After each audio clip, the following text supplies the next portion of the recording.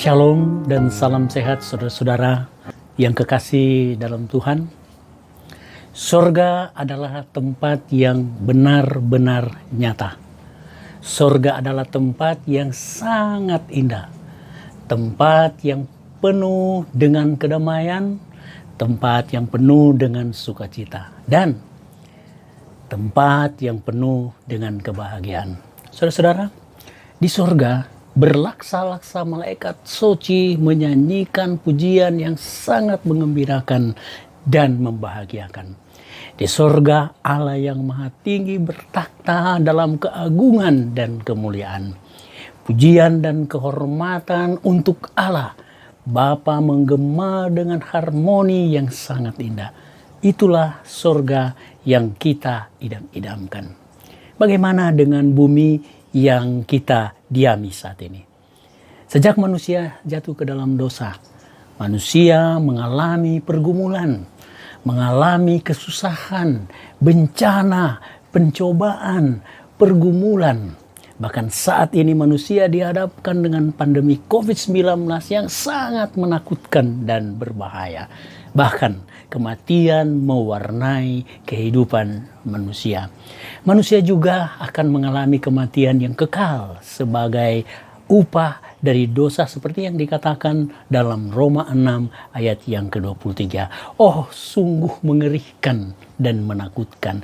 Umat manusia termasuk saya dan saudara yang telah jatuh ke dalam dosa sedang menanti hari penghukuman melalui kematian yang kekal itu.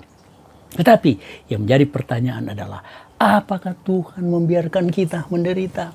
Apakah Tuhan kita tidak peduli dan sayang kepada kita? Apakah Tuhan akan membiarkan kita binasa dalam kematian kekal? Bagi kita sebagai orang yang percaya, firman Tuhan mengatakan, karena begitu besar kasih Allah akan dunia ini, sehingga Ia telah mengaruniakan anaknya yang tunggal, supaya setiap orang yang percaya kepadanya tidak binasa, melainkan beroleh hidup yang kekal. Saudara-saudara yang kasih dalam Tuhan, Allah kita yang di sorga memiliki keagungan, kemuliaan yang besar di atas taktanya. Namun, Dia datang ke dunia ini menjelma menjadi manusia agar kita tidak binasa dalam kematian, tetapi beroleh hidup yang kekal. Karena itu saudara-saudara, Ia meninggalkan sorga yang indah. Ia melepaskan keagungan dan kemuliaan yang sangat besar itu. Ia meninggalkan segala kehormatan yang dimilikinya. Bahkan turun ke dunia yang sangat gelap gulita karena dosa. Dan ketika Tuhan berada di dunia ini, hidupnya berubah. Ia lahir di kandang yang hina. Ia ditolak oleh umatnya sendiri dan dijual oleh muridnya sendiri. Ia dihina dan dicaci. Bahkan ia dituduh sebagai seorang pelanggar aturan. Ia dilukai dan diludahi.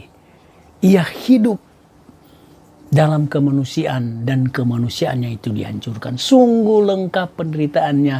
Bahkan Tuhan Yesus mati secara tidak pantas dan tidak wajar di kayu salib. Tetapi saudaraku yang kasih dalam Tuhan, semuanya itu Tuhan lalui untuk menunjukkan betapa gelap dan sukar serta pahitnya dosa itu. Oleh karena kasih Tuhan kita yang amat besar, Ia rela dan sabar menanggung semuanya agar bukan kita yang mengalaminya. Sesungguhnya saya dan saudara yang berdosa yang harus menanggungnya, bukan Tuhan kita. Tetapi apa yang Yesus Kristus alami, apa yang Yesus telah rasakan, apa yang Yesus telah tanggung, semuanya adalah bukti bahwa betapa Tuhan Allah kita sangat peduli dan sangat mengasihi kita. Saudara, Tuhan kita Yesus Kristus telah membuktikan kasih sayangnya yang besar dan tak terbatas itu.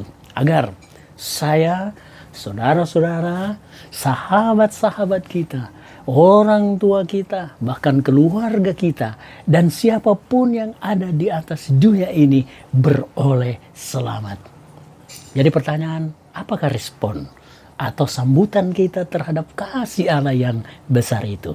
Dalam Kisah Para Rasul 16 ayat 31 firman Tuhan mengatakan, percayalah kepada Tuhan Yesus Kristus dan engkau akan selamat, engkau dan seisi rumahmu.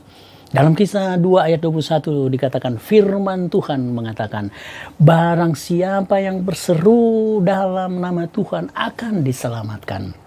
Saudara yang kekasih dalam Tuhan, kehidupan kita tak lepas dari pergumulan, apalagi dalam situasi seperti sekarang ini. Tetapi dengan percaya dan berseru kepada Tuhan melalui doa, kita mendapat kemenangan, kita dimenangkan oleh Tuhan, kita diberikan kekuatan di saat kita lemah.